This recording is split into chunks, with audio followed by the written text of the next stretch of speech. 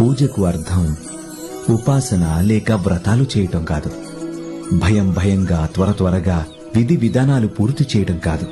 ఒక దేవుణ్ణి విడిచి మరో దేవుడికి చేయాలన్న తాపత్రయం. ఇవేం పూజ అనిపించుకో. మనకు మన చుట్టుపక్కల భగవంతుడు కనిపించడు. ఎందుకంటే మనం చూడాలనే అనుకో.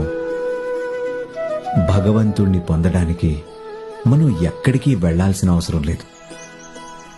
అమ్మలో భగవంతుడున్నాడు, నాన్నలో భగవంతుడున్నాడు, పిల్లల్లో భగవంతుడున్నాడు, చివరికి మనిషి యొక్క కర్మలో కూడా భగవంతుడే ఉన్నాడు.